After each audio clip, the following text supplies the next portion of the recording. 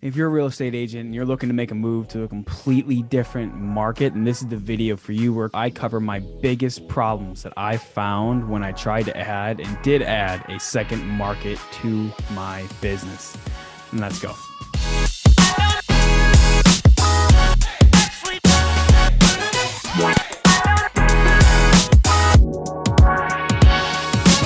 What's up, everyone? My name is Cameron Hodge, an agent with eXp Realty, and this channel is all about my journey as a new agent, as well as what it's like to be with eXp Realty.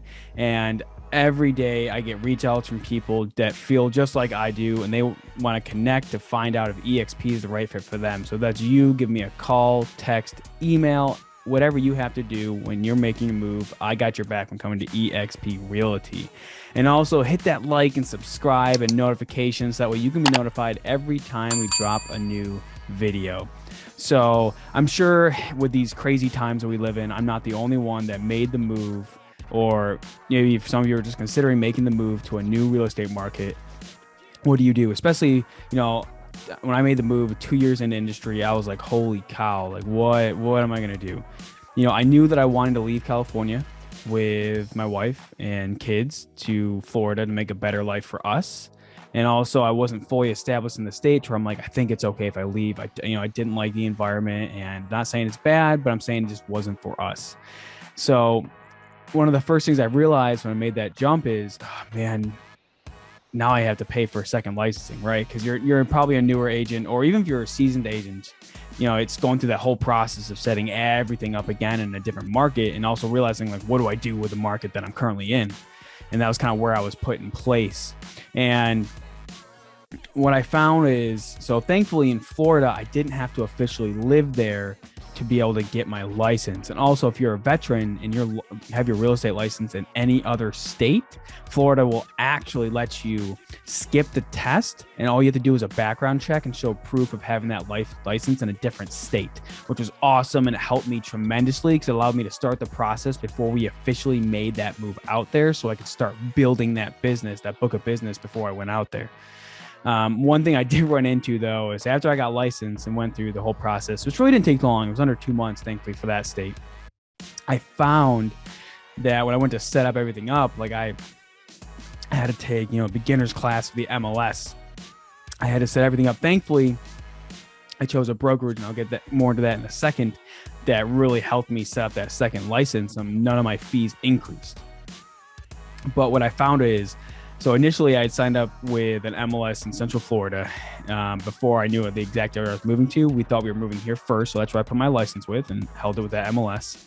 They ended up creating a second NAR ID for me, which created a whole mess of problems. And apparently what I found is from people reaching out when they connect with me that I'm not the only one that experienced this. And even though I put it on the application that I already had an ID, and then I'm just switching my primary MLS to them, and then the one in California, it's just gonna be secondary. So I'm just paying state-related fees. They still made a second number, and it created this whole mess of like, oh, you need to pay your national dues all over again, even though it's like the end of the year, and it created this whole mess that I had to deal with. And it was such a pain in the butt. And then even when I got it fixed and switched to where I'm at now in Orlando, I get a notification. Thankfully, I hadn't moved yet. Like, this is right at the peak time where, like, all right, we're finishing everything up and getting ready to move. Come to find out, Greater Tampa had accidentally, it wasn't their fault, but it was accidentally, they told eXp that I wasn't paying dues, even though I had a letter of good standing and all that stuff. And eXp paused my license. Needless to say, I was panicked. Of course, it was on a Friday evening. Everything's closed, and I wasn't able to fix it till Monday. So I got to have a good weekend, stressed out the entire time leading up to it, especially since I was actively advertising in the state, which created a whole mess. Thankfully, it all worked out. I didn't have to pay any extra fees. It was a whole misunderstanding. It was just a clerical error, and I got it worked out. But like, holy, what a mess. Like, having licenses in 2 different states, like, it's not even the fees that are an issue. Like, if you're producing and you're working, you're hustling, it can work. It's the fact that, like, it's just not, I don't know, in my opinion, that's not the best system, and it's whole chaos. Which actually leads me to the next point is your book of business and your sphere that are in your current market, and then moving to a new market. So what I did is I met other agents before that they just made the switch entirely and just forgot about everything that existed. Like for me, it'd be California. And I'm like, I don't want to do that. Like I care for my clients, like the people I help, like I want to keep them and help them like on their journey as they move forward. One thing I may do in the future is I may just make my California license inactive and just move my corporation officially to Florida. And that's a whole nother issue there in itself.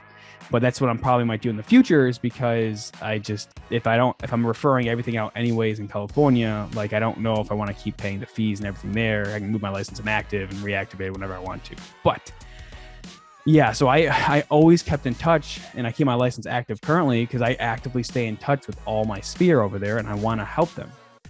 So I actually keep my license there and I reach out to them. I send a newsletter every month.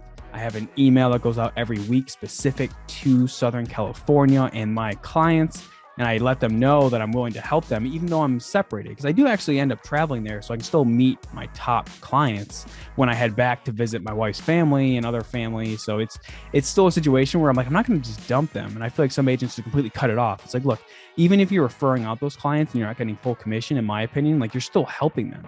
You're still supporting your business. Yes, you're not fully into it, involved, but if you know and you have an agent in place before you leave that market of who's going to get your referral business, then there shouldn't be an issue there for you to deal with.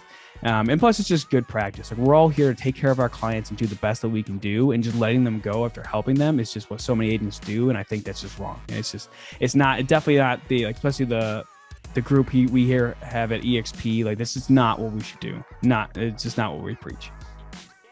Now, moving into a new market, what I did end up doing is luckily have some friends throughout the whole state, and I started to build state specific, like a whole separate weekly email list. I started to, actively, like I started my YouTube channel in Orlando. So I got that up and running, which that's a more recent addition that I'm doing and started this year. And I'm growing that to start churning the database and start growing what I have here, so I can actually start building my business to what I really want it to be, because this is where I want to build it. And what's crazy is you actually might realize, like, so when I made, a switch from California to Florida, I started to realize like there's nothing wrong with everyone I helped in California, but I grew up on the East Coast. Like I get the people, there's a lot of people from New York where I live that live in Central Florida. And I started to realize like I just connected with people a lot more with everything I enjoyed and whatever. So if you're making the move, or you might be surprised, like you actually might just feel more at home, and it's just easier to move in and have conversations with people. It's a weird thing. I'm not saying it's like for everyone. It's just something I noticed that I had an awesome time getting to meet people, and like more like what I got used to growing up, and how I could have conversations and sports, and like everything just fit when I made that move. So it's just keep in mind that like don't let your database go, but focus on it when you make that move. Now, obviously, I think a big thing when it comes to making that move is you have a brokerage that fits your style. So initially when we were looking and we were like, oh, we're going to Florida, my current brokerage at the time was Real Broker, and there's nothing against them. Like they have a fit for some people, but I was already kind of having ifs and doubts, and I'll have that in a separate video of why I left them and went to EXP, which is weird. It seems like everyone's going the opposite direction these days. But at the time, I was licensed with Real Broker in California, and they're the same thing as EXP, where they don't charge you a higher cap. They double your cap. Like the cap stays the same, the fees stay the same, everything stays the same, even with that second license. Obviously, you do have to pay your state fees and all that stuff extra, so that's excluded. But everything else that you were already paying with, let's say for me, was Real Broker, like stayed the same. But the issue I ran into is, like, I reached out via email, and like all these contacts, and I just like they weren't getting back to me, and I wasn't like, hey, like I want my license active, like I'm making this progress, like come on, like I want to get this set up, and just nothing. And for me, I was already making the decision to move, and that's when I was finally like, you know what, like I'm gonna reach out to someone who I respect at EXP that kind of fits where I want my business to go, and I'm gonna have a discovery call. And I had that call, and I'm like, wow, this is amazing. I'm gonna make the switch, and I did it. And thankfully, with EXP being so proactive, and they kind of, it's not that Real doesn't fit that model, but like some brokerages, like they whether support's like slowly growing, it's like the growing pains, and the EXP's been around for a little bit longer, so like that admin support's just a little bit more beefed up than some of the other ones. Or if you're looking at like your traditional brokerage model where That just doesn't, it's not a thing. They are starting to make the switch because EXP has made such waves that they're starting to make the switch. I've heard and seen with some of my other colleagues that they have started to allow them to do that, but that's not all of them, especially if you're coming from a local brokerage in a different state where they don't even have a broker in your state you're moving to allow you to do that. So something to take note of, something to really think about is making sure you get the brokers that fits what you're going with. Because like when I realized with EXP, when I made that switch, is they're like, hey, like they promoted it. Like when I told people, like even with Realty, like, hey, I'm looking to switch, they're like, oh, he's got to completely switch to different markets, which isn't wrong. Like